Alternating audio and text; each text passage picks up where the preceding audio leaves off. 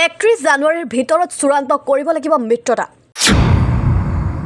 অন্যথা নিজৰ প্ৰাৰ্থীৰ তালিকা প্ৰকাশ কৰিব ৰাইজৰ দলে ডেডলাইনক লৈ অটল অখিল গগৈ 31 জানুৱাৰীটো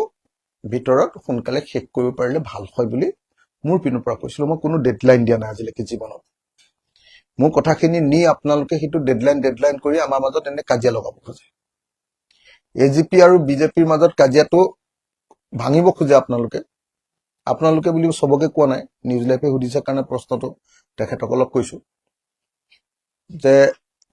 আমি হসাহসি খোলাখুলি কথা আজি এজিপি আৰু বিজেপিৰ মাজত সাংঘাতিক সংঘাত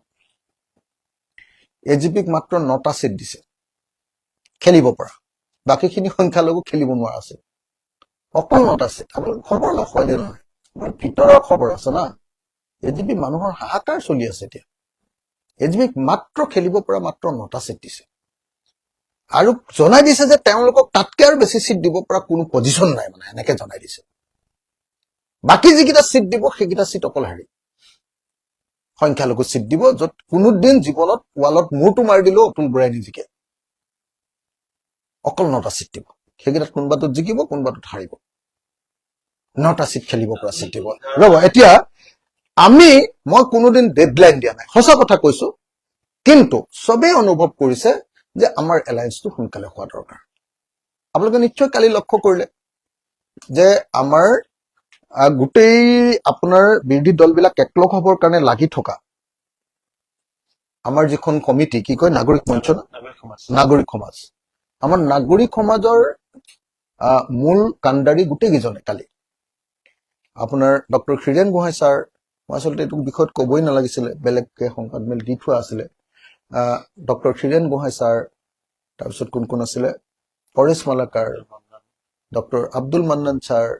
তাৰপিছত আৰু কোন আছিলে আমাৰ হৰে কৃষ্ণ ডেকা ছাৰ তাৰপিছত শান্তনু বৰঠাকুৰ পৰেশ মালাকাৰ এই আটাইবিলাকে কালি অতি স্পষ্ট কৰি দিছে যে ইলেকশ্যনৰ বুজাবুজিটো সোনকালে হ'ব লাগে এইটো দেৰি হৈছে অদীপ ফুকন দাদা DY365ৰ editor in chief Adip Phukan দাদাই এইটো কৈ দিছে যে 31 জানুৱাৰীৰ ভিতৰত যদি এলায়েন্স নকৰে বিৰোধীয়ে তাৰপিছত আৰু এলায়েন্স কৰিবলৈ সময় কোনো নাই তাৰপিছত এলায়েন্স কৰি লাভ নহ'ব সোনকালে কৰি পেলোৱা ভাল অখিল ৰঞ্জন মই সঁচাকে কৈছো যে যিমান পাৰি সোনকালে কৰক মই আনকি তাৰিখ এটাও ধৰি দিয়া নাই মই কৈছো যে যিমান পাৰি সোনকালে কৰক তেতিয়াহে আমাৰ ভাল হ'ব খুব ভাল হ'ব তেতিয়া আমি একেলগতে যুঁজিব লাগে যেনেকে ধৰক আমি এতিয়া এই যিটো ভূত চুৰি কাণ্ড সেইটোত আমি যদি একেলগতে ঘূৰি দিলোহেঁতেন কিমান ধুনীয়া কাম হ'লহেঁতেন একেলগতে যদি আন্দোলন গঢ়ি তুলিলোহেঁতেন অসমৰ মানুহৰ গণতান্ত্ৰিক অধিকাৰটো কাটি নিব খুজিছে সেইকাৰণে মই একদম স্পষ্টকে কৈছো ডেডলাইন নহয় কংগ্ৰেছক মই আকৌ এবাৰ কৈছো মই সঁচাকে যে এইটো ডেডলাইন নহয় কিন্তু আপোনালোকে ডেডলাইন বুলি নকব মোৰ এইটো বিনম্ৰ অনুৰোধ মানে বন্ধুৰ প্ৰতি এটা বিনম্ৰ অনুৰোধ যে আমাৰ বিৰোধী পক্ষৰ যিটো এলায়েন্স মানে বুজাবুজি সেই বিৰোধী পক্ষৰ এলায়েন্সটো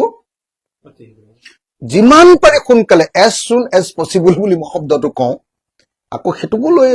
নিউজ লাইফে পকাই দিয়েগে গৈ সদায় এজ সুন এজ পচিবলে বুলি কৈ থাকে বুলি কয় আৰু মই সেইটো কোৱাৰ বাহিৰে কি আছে কংগ্ৰেছে সোনকালে কৰি দিয়াটো উচিত দেৰি কৰি আছে গতিকে এজ সুন এজ পচিবল শেষ কৰিব লাগে